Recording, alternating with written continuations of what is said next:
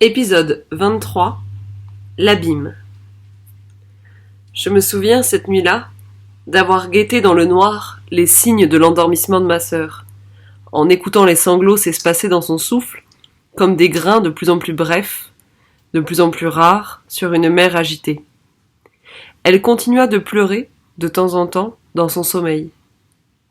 Moi, les yeux écarquillés, je voyais Simon nager dans les eaux noires, au-dessus d'un abîme. Pendant les 15 jours suivants, je ne penserai à lui qu'ainsi, se débattant dans les courants amers, ses jambes et ses bras trop maigres, impuissants à l'arracher au tourbillon, au-dessus d'immensités, de gouffres, de bêtes et de monstres marins. Je me souviens m'être relevé ensuite, quand je fus sûr que Luna dormait, et à travers le noir épais, parfait, des ténèbres, je quittai notre chambre et allai dans le couloir dont je ne connaissais que chaque latte de plancher, chaque angle, aussi silencieux qu'un fantôme. Je frappai à la porte de mon père. Sa voix me répondit.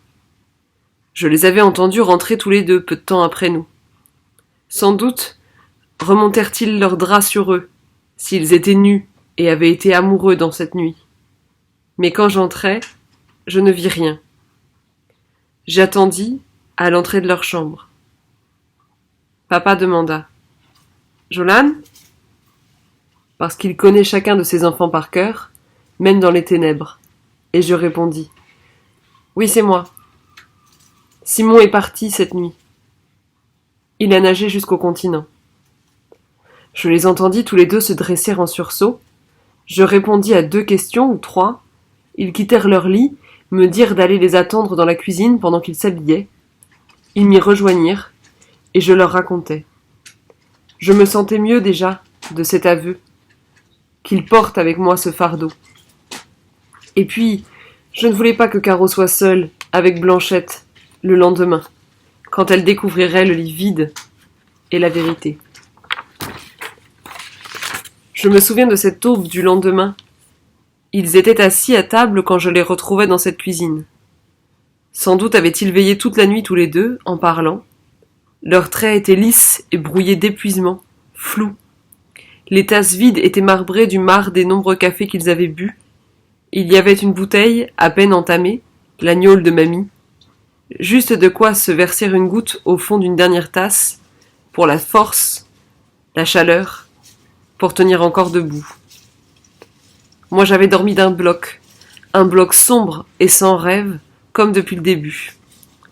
Je n'avais pas réveillé Luna, égarée dans son propre sommeil, en sortant de son lit.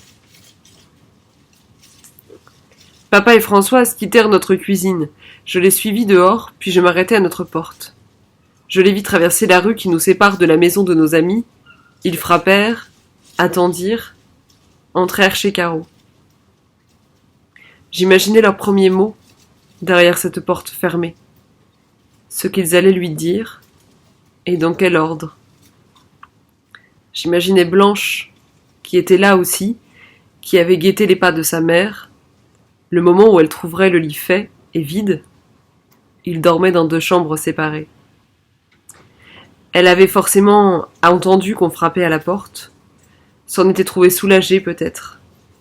Et maintenant, Blanche les avait rejoints sur la pointe de ses pieds nus, enfantine, et elle confirmait qu'elle était au courant de ce projet, qu'elle avait voulu l'empêcher, mais trop tard. Nous étions venus l'avertir hier soir que c'était fait, quand on n'y pouvait plus rien, que nul ne pouvait l'empêcher. C'est ainsi pour chaque grave erreur. On commence à en voir l'ampleur et à la regretter au moment précis où on ne peut plus rien faire pour en empêcher les conséquences. Puis je vis sortir Caro, comme une bombe. Ça, je ne m'y attendais pas. Je la vis, en robe de chambre mal fermée sur sa chemise de nuit, ouvrir sa porte à la volée et partir en courant, échevelée comme une furie vers la mer. Elle perdit ses mules dans cette fuite. Elle arriva devant le pertuis, pieds nus, s'arrêta dans l'herbe. Elle se pencha en avant, comme si elle allait vomir ou pousser un cri déchirant, immense. Je crus qu'elle allait faire ça, mais non. ou alors ce fut un cri parfaitement silencieux dont elle accabla le monde, et ce chenal, cet océan qui la séparait désormais de 2 enfants sur 3. Je vis Françoise aller vers elle. Papa resta à la porte, devant chez eux, avec Blanche. Françoise, en chemin, ramassa les 2 mules que Caro avait perdues. Puis elle alla jusqu'à elle, de ce pas calme, serein. Elle laissa tomber les chaussons et elle la prit dans ses bras. Caro se laissa faire, alors que j'avais cru qu'elle allait se débattre, hurler comme une folle. Elle sanglota sur l'épaule de notre mère, bien plus petite qu'elle. Et même d'ici, je voyais son dos trembler de pleurs. Je me souviens que lorsque mon père revint, avec un matelas sous le bras, Luna était levée.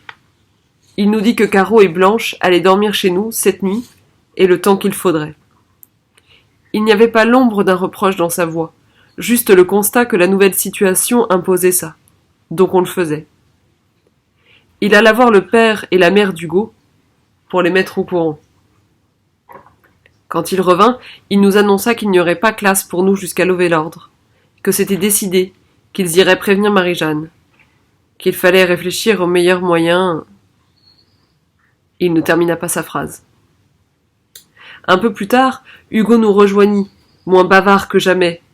Il avait la mine renfrognée qu'il garde pendant au moins une demi-heure quand il vient de se faire engueuler sévèrement. Nous partîmes tous les 4 avec mon père dans sa tournée d'infirmier. Il ne voulait pas nous laisser seuls ce matin, moins pour nous surveiller, nous empêcher encore de nuire, que par souci de nous garder à l'œil, et voir comment nous allions. Je ne me souviens pas comment nous allions. Un mélange d'inquiétude, de remords, de honte et de reproches formulés à l'encontre des autres, qui n'avaient pas su empêcher Simon non plus, je suppose. Et chez Blanche, surtout du reproche, contre nous tous. Mon père profita d'un moment où nous pédalions côte à côte, lui et moi, un peu devant les autres, pour me dire « Tu es l'ami de Blanche. Maintenant, tu dois veiller sur elle. » À chaque maison, il nous parlait avant d'entrer, des petits soins qu'il allait administrer, des inquiétudes qu'il avait pour tel médicament, de l'humeur de son malade. Ce n'était pas pour nous faire la leçon, non. C'était pour que nous voyions toute l'île, que nous comprenions ce qu'il y avait à sauver. Quand il eut fini sa dernière visite de la matinée, il était largement le temps d'aller au réfectoire, mais il nous ramena chez nous, tous les 4. Cyril nous y attendait, il avait apporté notre repas. Je me souviens avoir pensé que nous étions consignés, punis, pour combien de temps ? Cyril nous dit « Nous devons mettre tout le monde au courant, et aussi nous assurer que personne ne s'opposera au retour de Simon s'il revient. Ça va être compliqué. Ce n'est pas utile que vous entendiez ça, et encore moins que vous vous en mêliez. » 2 heures plus tard, papa revint avec Caro et Françoise, qui semblait veiller sur elle comme le feu. « Alors, demandai-je. Alors, allons au jardin. » Cette façon de répondre, c'était une réponse.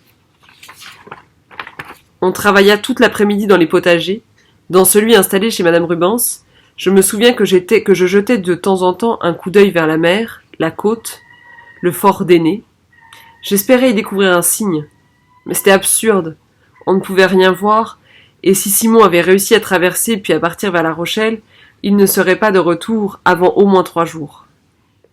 N'empêche, cet après-midi-là, il y eut une barque qui approcha, et on y pensa tous.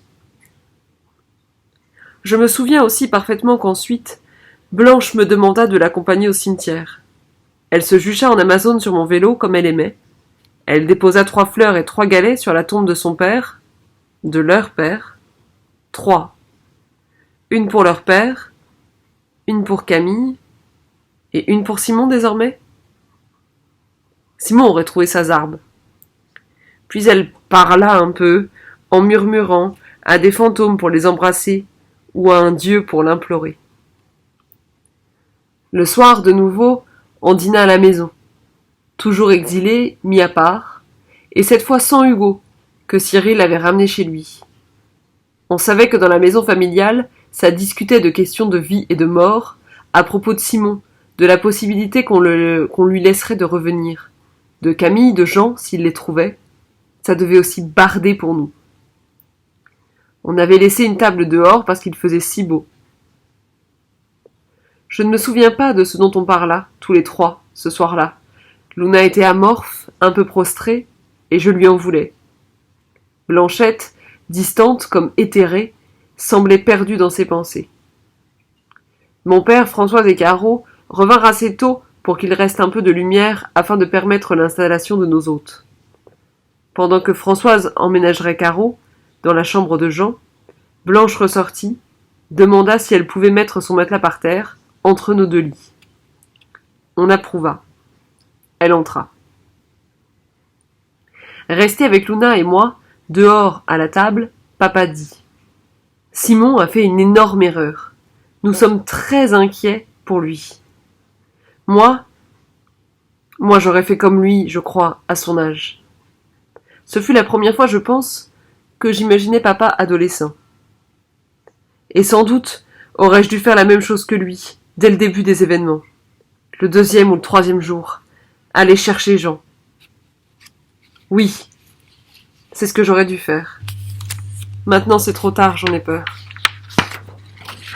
Ensuite, on alla se coucher dans cette maison qui n'avait jamais été aussi pleine, même du temps où ma mère vivait là. Je sentais respirer Blanche, en plus de Luna. Elle, c'était la première fois qu'elle partageait une chambre.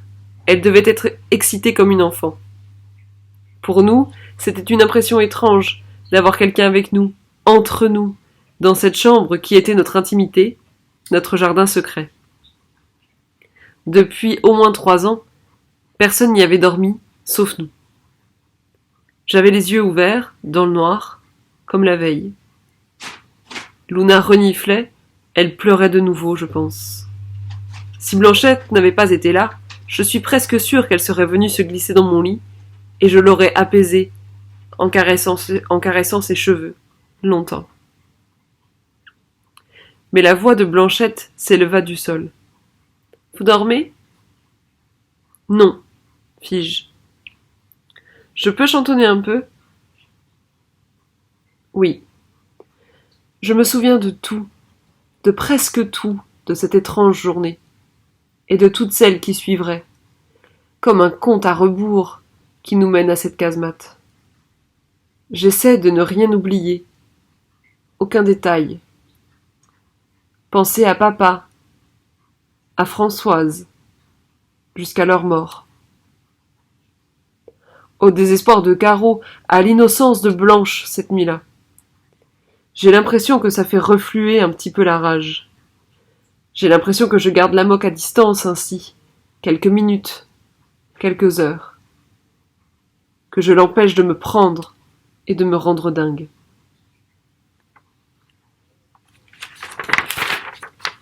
La suite au prochain épisode.